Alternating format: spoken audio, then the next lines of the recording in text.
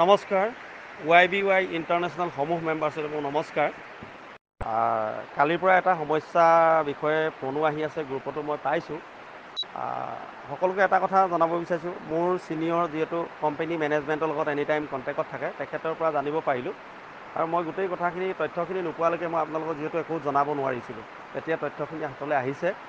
তো কোম্পানীটোৱে চৰকাৰৰ লগত এটা চুক্তি কৰা হৈছে যে চৰকাৰক এটা পুঁজি দিয়াৰ কাৰণে, আৰু সেই পুঁজিটো দিয়াৰ কাৰণে কোম্পানীটোৱে পইচাটো ক'ৰ পৰা পাব, আমি যিটো পইচা লগাইছোঁ তাত যিটো ট্ৰেডিং হ'ব, সেই ট্ৰেডিঙৰ পৰা যিটো লাভ হ'ব, সেই তাৰ পৰাই তেওঁলোকে চৰকাৰৰ লগত যিটো দিব লাগে বুজাবুজি হৈছে সেইটো হ'ব। আৰু আমি যিটো পইচা লগাইছোঁ আমাকো কি কৰিছে, তেওঁলোকে দুবাৰকৈ ট্ৰেডিং কৰিবলৈ সুবিধা দিছে। দুবাৰকৈ আমাক ট্ৰেডিং কৰিবলৈ সুবিধা দিছে যাতে আমিও অলপ সকাহ পাব পাৰোঁ। আৰু কোম্পানীয়ে এটা কথা কৈছে যে আপোনালোকৰ যিটো মেইন বেলেঞ্চ মিনছ এইটো নহয় যে আপুনি 10,000 লগাইছে বা 50,000 লগাইছে, 1 লাখ লগাইছে, সেই টকাটোৰ কথা ক'বলৈ যোৱা নাই। আপোনাৰ সেই ৱালেটটোত যিমানখিনি টকা থাকে, এই টকাখিনি যেতিয়ালৈকে আমাৰ ডাবুল ট্ৰেড চলি থাকিব বা আমালৈ নিৰ্দেশনা নাহিব, তেতিয়ালৈকে কিন্তু আপোনালোকে উইথড্ৰ নেমাৰিব।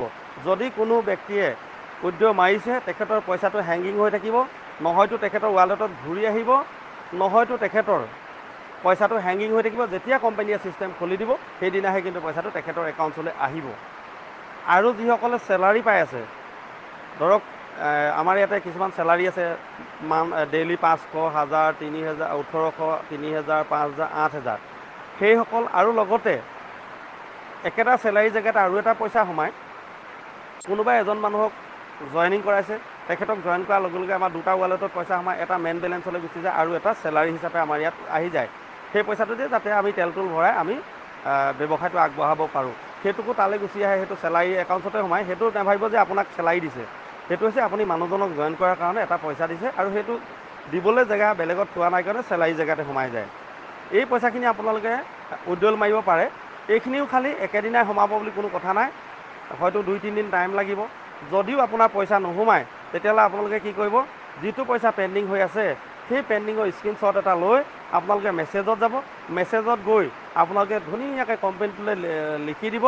লিখি দিয়াৰ পাছত আপোনাৰ পইচাটো সোমাব। আপুনি এনেকুৱা নহয় যে আজি মাৰিছোঁ, মই আজি গধূলি নোসোমালে মই লিখোঁ। 2-3 দিন আপুনি ধৈৰ্য ধৰিব। 2-3 দিন যেতিয়া নোসোমাব, তেতিয়াহ'লে সেই ডেটটো লিখি আপোনালোকে শ্বেয়াৰ কৰিব পাৰে। মোৰো এটা এনেকুৱা আছিলে, মই এতিয়া আপোনালোকৰ যদি প্ৰেৰণ কৰিব বিচাৰিছোঁ, আপোনালোকে চাব।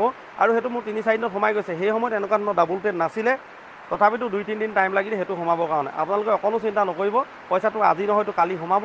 কিন্তু মেইন বেলেঞ্চৰ পইচা যদি ঘূৰি আহিছে খুব ভাল কথা, যদি অহা নাই উইথড্ৰল মৰাৰ পাছত, সেইটো কিন্তু হেংগিং হৈ থাকিব। যেতিয়া কোম্পানীয়ে ছিষ্টেম খুলি দিব, তেতিয়া আপোনাৰ একাউণ্টত সোমাব। আৰু পৰাপক্ষত তেতিয়াৰ পৰা আপোনালোকে মেইন বেলেঞ্চৰ পৰা উইথড্ৰ মাৰিবলৈ চেষ্টা নকৰিব। আমাৰ পৰা যদি আপোনালোকে কোনো খবৰ পায়, তেতিয়াহ'লে আপোনালোকে উইথড্ৰ মৰা আৰম্ভ কৰিব। আপোনাৰ পইচা আপোনাৰ তাতে থাকিব, আপুনি নিজৰ কামটো কৰি থওক, ট্ৰেডিং কৰি থওক। যদি কাৰোবাৰ ভয় লাগিছে যে নিদিব নেকি, কিবা হ'ব নেকি, তেতিয়াহ'লে আপোনালোকে মানুহ জইন কৰা বাদ দিয়ক। যিসকলৰ বিশ্বাস আছে তেওঁলোকে মানুহ জইন কৰি গৈ থওক, নিজৰ ব্যৱসায়টো ডাঙৰ কৰি গৈ থওক। এইখিনি